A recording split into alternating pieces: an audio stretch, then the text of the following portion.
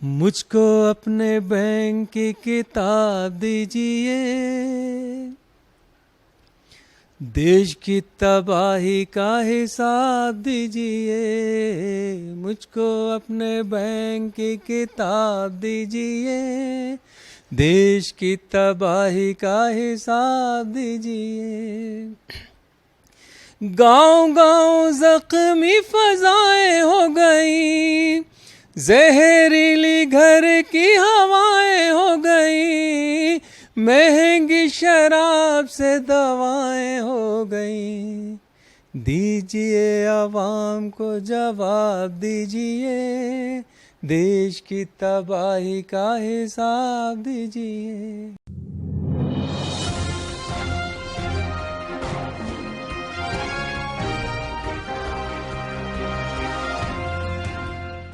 तो सुना आपने, सत्ता से हिसाब मांगना भोपाल नहीं, पूरे देश दुनिया के बड़े शायर मंजर भोपाली को भारी पड़ रहा है। जी हां, ये जो गीत उन्होंने अभी गाया है आपके सामने, ये गीत 1990 में लिखा था। 1991 में उन्होंने भगत सिंह डीसी में गाया था, और अब जब चुनाव चल रहे हैं देश में, इस समय ये तेजी से वायरल हुआ है। और इस गीत के वायरल होने के बाद सत्तारूढ़ दल की ओर से मंजर भोपाली को धमकी भरे फोन आने लगे हैं। आज हमने मंजर भोपाली से बहुत विस्तार से बात की है, लेकिन इसके पहले मैं आपको बता दूं कि मंजर भोपाली ने साफ साफ कह दिया कि मैं किसी धमकी से डरने वाला नहीं हूं। नमस्कार, मैं हूं रविंद्र जैन और आप देखना शुरू कर चुके हैं सबकी खबर। सबकी खबर में हम वैसे ही चाह रहे थे कि अभी हम जाएं और मंजर भोपाली से आज की सियासत पे बात करें। आज जब हम उनके घर पहुंचे तो पता चला कि कुछ धमकी भरे फोन उनको आ रहे हैं, और ये फोन इसलिए आ रहे हैं कि पिछले 2-4 दिन से उनका एक पुराना गीत अचानक ट्विटर पर, इंस्टाग्राम पर, फेसबुक पर तेजी से वायरल हो रहा है। यद्यपि इसका वायरल करने में मंजर भोपाली का कोई लेना देना नहीं है। मंजर भोपाली ने तो इस गीत को 1990 में लिखा था, जब राम मंदिर आंदोलन अपने चरम पर था।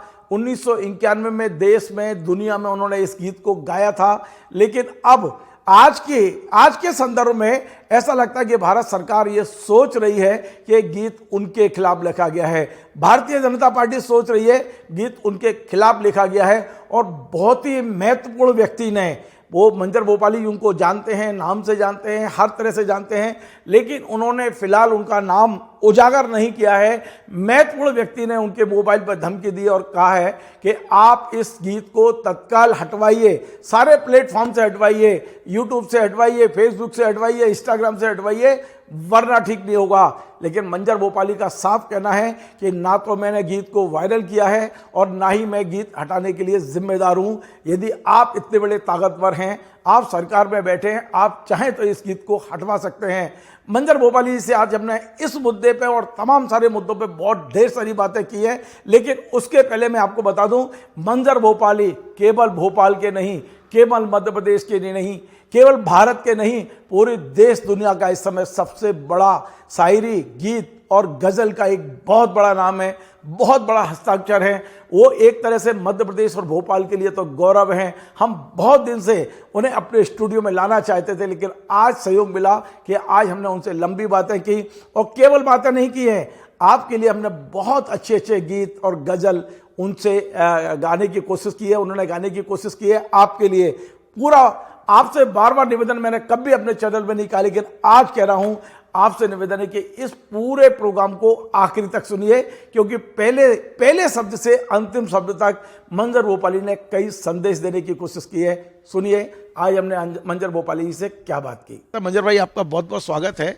ये जो नया संदर्भ अचानक आया कि आपको फोन आया बीच चुनाव के बीच में कि आप उस गीत को हटाइए, वो गीत कौन सा है और आखिर ये क्यों डर जाते हैं? साहित्य की 2-2 लाइनों में जो आप बोलते हैं सरकारें हिल जाती हैं, कारण क्या है? देखिए, वो गीत मैंने तकरीबन 90 के दौर में लिखा था। वो गीत मैंने पहली बार जब पढ़ा तो एक आध जगह तो इंडिया में पढ़ा था, उसके बाद मैंने वाशिंगटन डीसी में वो गीत पढ़ा था। और गीत एक आम सी ज़बान थी, आम सी भाषा थी, आम लोगों का दर्द था, हमारा दुख था, कलमकार किस तरह देखता है। क्योंकि मैं हमेशा एक बात कहता हूँ कि चाहे वो पत्रकार हों, चाहे कलमकार हों, जिन या शायर हों, उनकी आँखों में कुदरत ने एक डिजिटल कैमरा लगा रखा है। वो हर लम्हे की तस्वीर अपनी महफूज कर लेते हैं शब्दों के माध्यम से, और वही तारीख़ बनती है, वही इतिहास बनती है। मुझे नहीं पता था कि 1991 का गीत आज वायरल होगा और पूरी दुनिया में वो पसंद किया जाएगा। मैंने पढ़ के ख़त्म कर दिया था और कुछ दिन और पढ़ा उसे, 1-2 साल, उसके बाद मुझे ध्यान भी नहीं था, मैंने पढ़ना भी छोड़ दिया था। मगर कुछ लोगों को शायद उससे बेचैनी हुई और उन्होंने मुझे फ़ोन किया कि भाई ये हटाइए। तो मैं कैसे हटाऊं, ना मुझे पता कि किसने वायरल किया है, ना मुझे ये पता कि किसने डाला है वो गीत यूट्यूब पे या फेसबुक पे या इंस्टाग्राम पे, तो मैं कैसे हटाऊं। भाई यही बात थी। वो गीत था कि मुझको अपने बैंक की किताब दीजिए, देश की तबाही का हिसाब दीजिए, मुझको अपने बैंक की किताब दीजिए, देश की तबाही का हिसाब दीजिए। गांव गांव जख्मी फजाएं हो गई, जहरीली घर की हवाएं हो गई, महंगी शराब से दवाएं हो गई, दीजिए आवाम को जवाब दीजिए, देश की तबाही का हिसाब दीजिए। ये गीत का पहला बंद था, और दूसरा और 4 बंद का गीत है ये। लोग जो गरीब थे हकीर हो गए, आप तो गरीब से अमीर हो गए, यानी के हुजूर बेज़मीर हो गए, खुद को बेज़मीरी का खिताब दीजिए, देश की तबाही का हिसाब दीजिए। इस तरह का ये गीत है मेरा।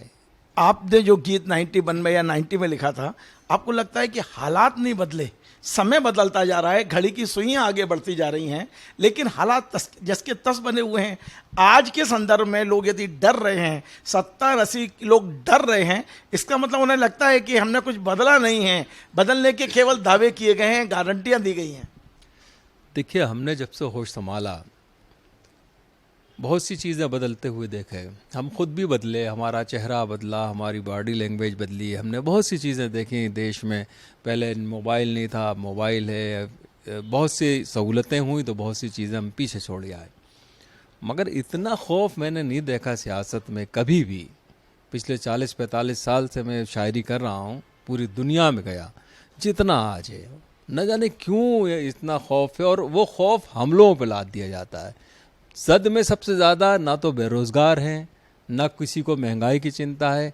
अगर जद में कोई है, कोई बेचारा बहुत ही परेशान है, तो वो है कलमकार। उसे घुटन महसूस होने लगी है कि वो सच कैसे लिख के, जो देख रहा है वो तो लिखने दें। तो आज तो वो भी नहीं लिखने दिया जा रहा। मंजर भाई, बिल्कुल आप सही कह रहे हैं। और अभी आपने बड़ी बात कही कि जो कलमकार हैं, साहित्यकार हैं, ईश्वर ने उनकी आंखों में डिजिटल कैमरा लगा के भेजा है। अब जब आज के जो सियासतदानों के आप इंटरव्यू सुनते हैं, आपके उनकी तकरीर सुनते हैं, आप लोग उनके भाषण सुनते हैं, कैसा महसूस करते हैं कि महिलाओं के मंगलसूत्र छीन लिए जाएंगे? आपके पास 2 भैंसें हैं तो एक आपकी छीन ली जाएगी, 2 मकान है तो एक मकान छीन लिया जाएगा, आपका आरक्षण छीन लिया जाएगा। जिस तरह की राजनीति हो गई है, आपको लगता है कि कुछ इस पर भी लिखा जाए, और या फिर आपको भी ऐसा लगता है कि नहीं, अभी रुकिए, हमें सत्ता बदलने का इंतजार करना चाहिए? नहीं, सत्ता जो भी बदलेगी, जो भी आएगी, हम तो सच लिखने वाले लोग हैं, हम सच ही लिखेंगे। हमें कहीं कंप्रोमाइज़ करना नहीं है। आज इनकी सरकार है, कल कोई दूसरी सरकार आएगी, तब भी हमारा कलम उसी अंदाज से चलेगा। हमारे डीएनए में शामिल है सच, हिंदुस्तानियों के डीएनए में शामिल है सच। जो देखो वो लिखो, जो सुनो वो लिखो।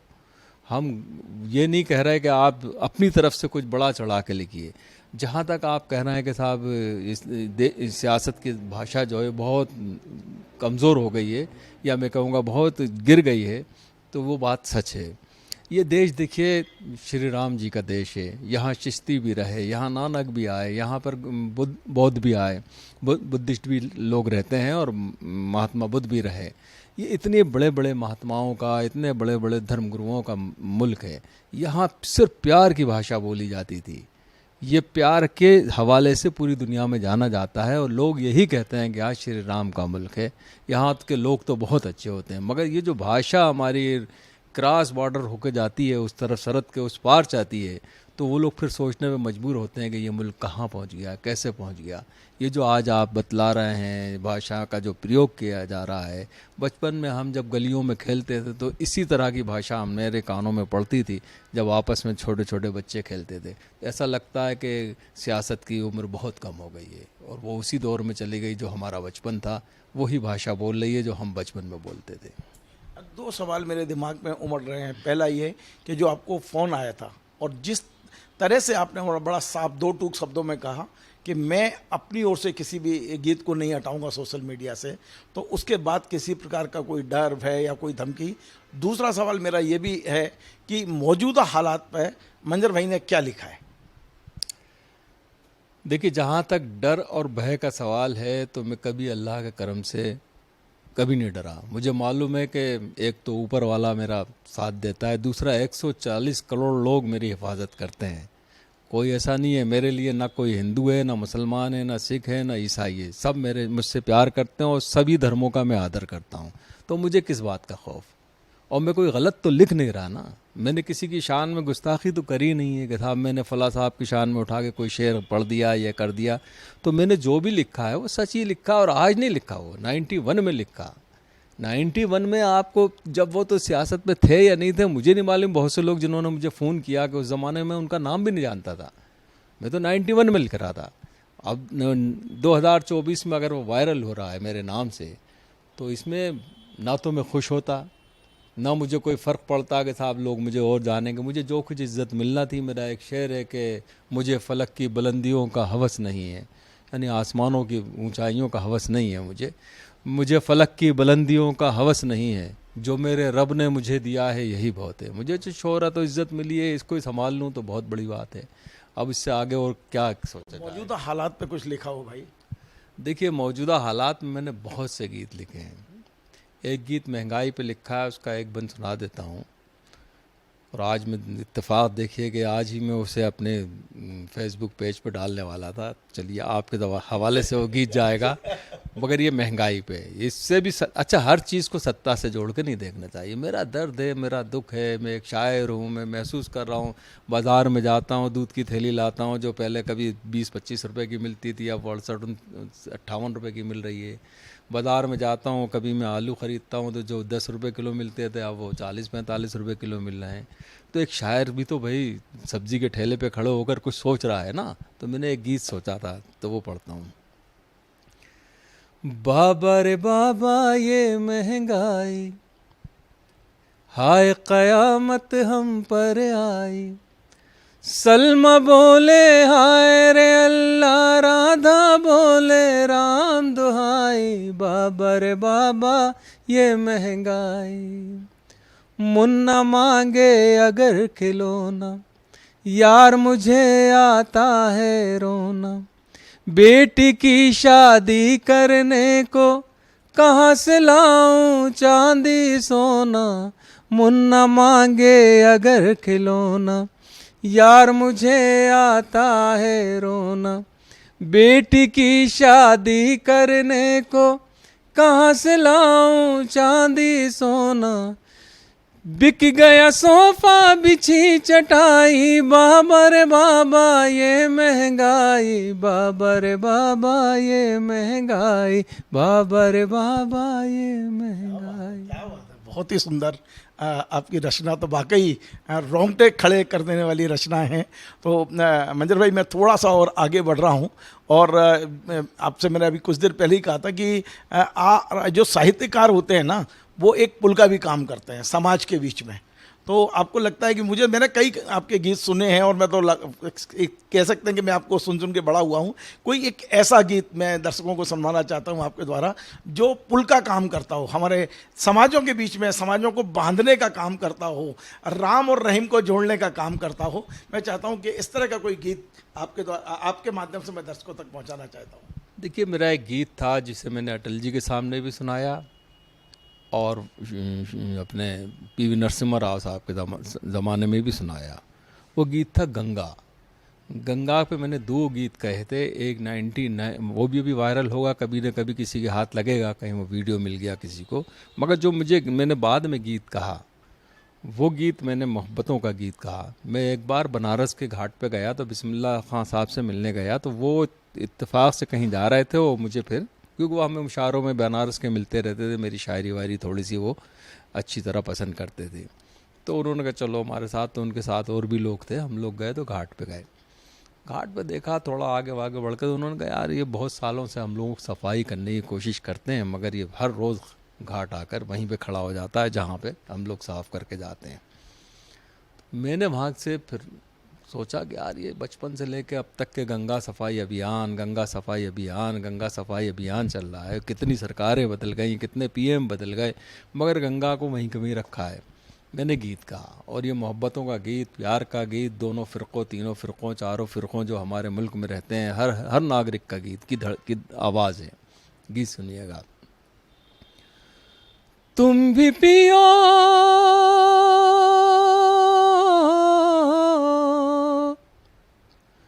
तुम भी पियो हम भी पिए, रब की मेहरबानी,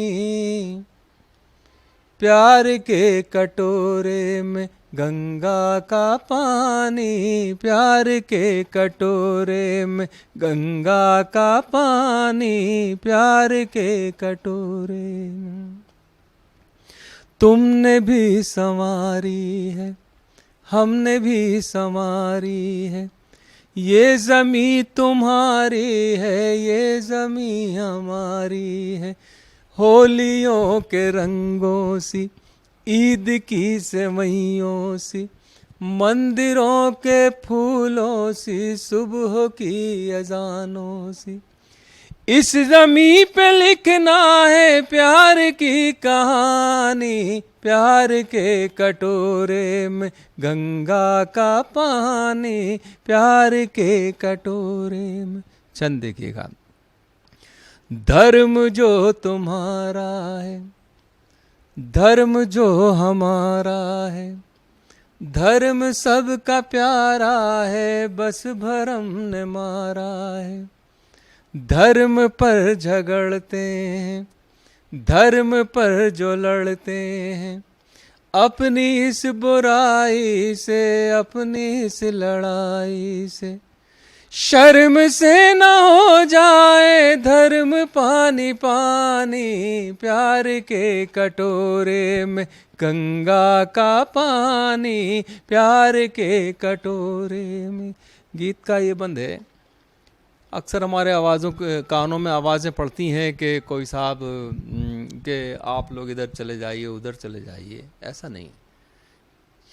हम जब इस मुल्क हम हिंदुस्तान में जब तक रहते हैं तो हमारी पहचान है हिंदू, मुसलमान, सिख, ईसाई के रूप में।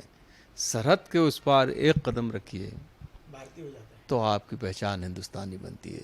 मैं 36 बार अमेरिका गया, मुझे सम्मानित नागरिकता भी दी ये रखी है, मगर मैंने हमेशा ये महसूस किया कि जब मैं सरहद के उस पार जाता हूँ तो ऐसा लगता है कि मैं 140 करोड़ या 30 करोड़ लोगों से बिछड़ गया हूँ।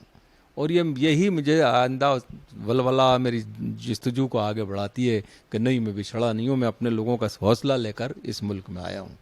तो मैंने ये गीत का ये बंद कहा था।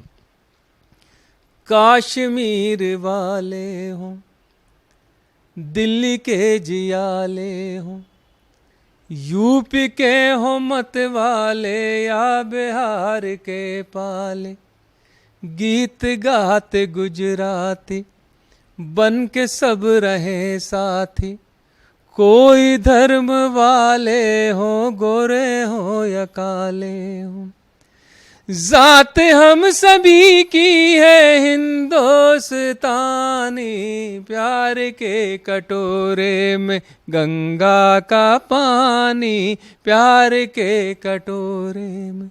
गीत का आखिरी छंद है, इसमें एक शब्द आ रहा है आफताब। आफताब के मायने होते हैं सूरज और महताब के मायने होते हैं चांद के। मेरा मानना ये है कि दुनिया में हम कुछ भी कर लें, बहुत सी चीज़ों का बंटवारा कर सकते हैं, और दुनिया का सबसे बड़ा आदमी चाहे पूरी शक्ति लगा दे और बहुत सी चीज़ें ऐसी हैं जिसका वो बंटवारा नहीं कर सकता, वो सिर्फ ईश्वर के कंट्रोल में है। अब मेरा ये गीत का बंद देखिएगा। आफताब किसका है, माहताब किसका है, माहताब सबका है, आफताब सबका है। ये हवाएं किसकी हैं, ये घटाएं किसकी हैं, ये घटाएं सबकी हैं, ये हवाएं सबकी हैं। किस तरह से बांटेंगे रब की मेहरबानी, प्यार के कटोरे में गंगा का पानी, प्यार के कटोरे में गंगा का पानी, प्यार के कटोरे। बहुत ही सुंदर। और मेरे सारे दर्शक आपके इस गीत के लिए आपके आभारी रहेंगे। एक दो सवाल और आखिरी मैं आपसे करना चाहता हूँ। एक सवाल जो अभी आपने कहा कि जब एक कदम मैं भारत के बाहर रखता हूँ तब फिर मैं हिंदुस्तानी होता हूँ, फिर और कुछ नहीं होते हैं, तो वहाँ जाकर अनुभव कैसा है? जो आपने एक बात कही थी कि 40 साल आप देख रहे हैं इस सियासत को, इतना खौफ कभी नहीं रहा। तो जब आप विदेश में जाते हैं तो वहाँ भी ये महसूस हो रहा है लोगों को कि भारत बदल गया है, भारत में कुछ नया हो गया है, भारत की सियासत बदल गई है, या हम वहाँ जाके अपनी सियासत को डिफेंड करते हैं, हम खुद अपने प्रधानमंत्री के लिए लड़ते हैं कि नहीं हमारे पीएम तो ऐसे नहीं ऐसे हैं, मतलब क्योंकि हम बाहर जाते हैं तो सिर्फ हिंदुस्तानी होते हैं। देखिए, हिंदुस्तान जो है ना, जिसे हम भारत कहते हैं, इंडिया कहते हैं, ये दुनिया का वाहिद अकेला देश है। आप लोगों को अंदाज़ा है क्योंकि आप बहुत पढ़े लिखे लोग और अच्छे कलमकार हैं, पत्रकार हैं, मगर मैंने जाके देखा है, पूरा शहर हमारे कंट्रोल में है, पूरे मुल्क हमारे कंट्रोल में है, हमारे पास टैलेंट की कमी नहीं है।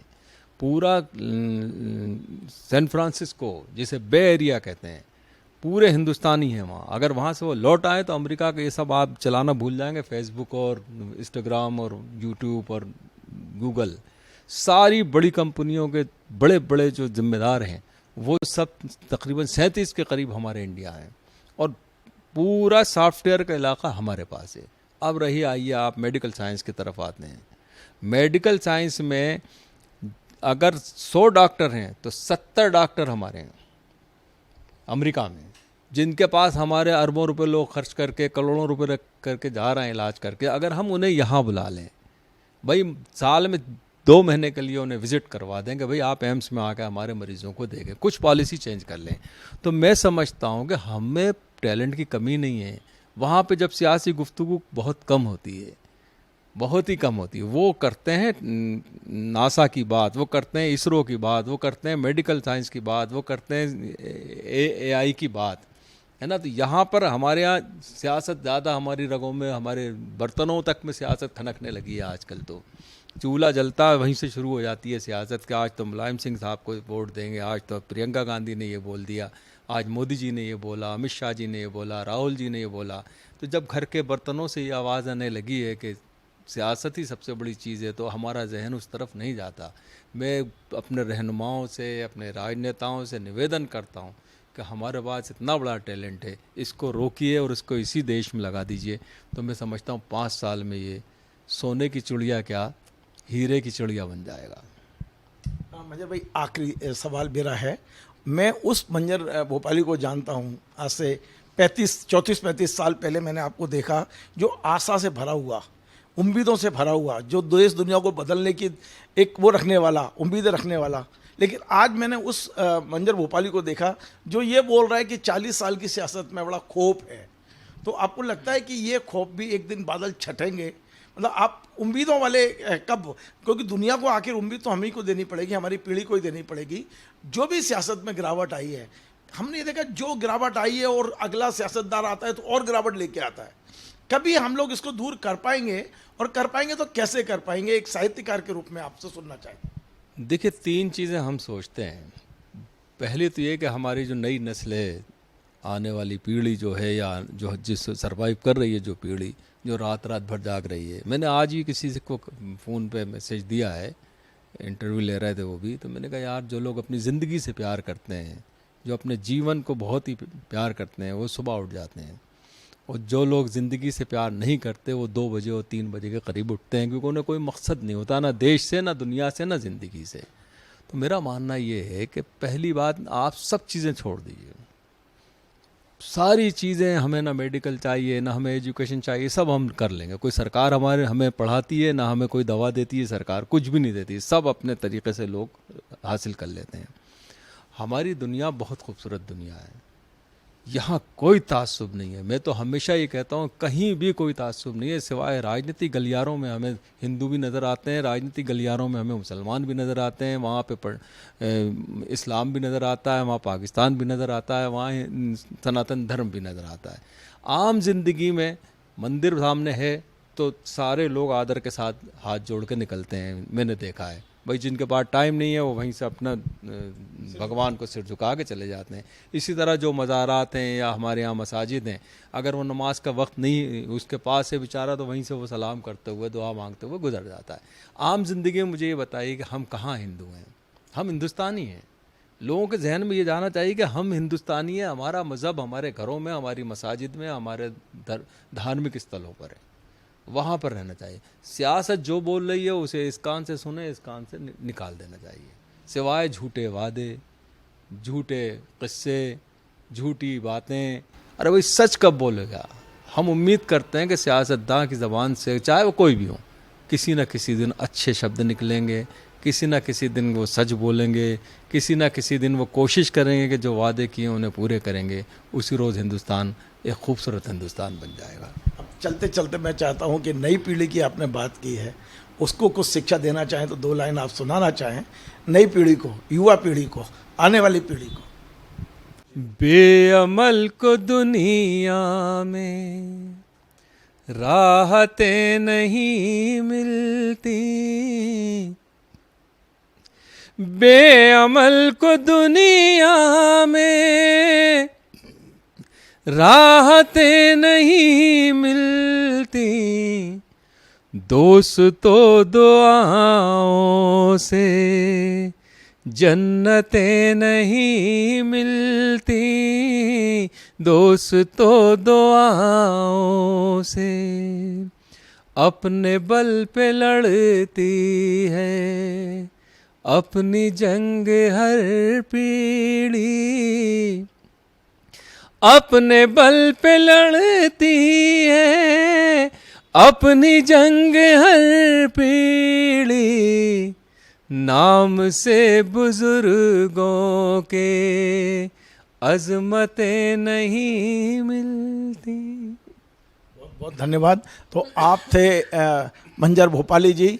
जैसा मैंने बताया कि मेरा बहुत बड़ा ड्रीम था कि जब मैं चैनल चालू करूंगा तो मंजर भाई का इंटरव्यू करूंगा। आज वो दिन आ गया और आज मंजर भाई ने कई चीज़ें आपके सामने शेयर की हैं, आपकी अपनी गज़लें सुनाई हैं, गीत सुनाए हैं और सबसे बड़ी बात है कि उन्होंने हिंदू मुसलमानों के बीच में एक पुल बनाने की कोशिश की। और एक बहुत बड़ी बात उन्होंने कहा है कि जिस दिन हम भारत के बाहर कदम रखते हैं, ना हम हिंदू होते हैं ना मुसलमान, हम सिर्फ हिंदुस्तानी रहते हैं।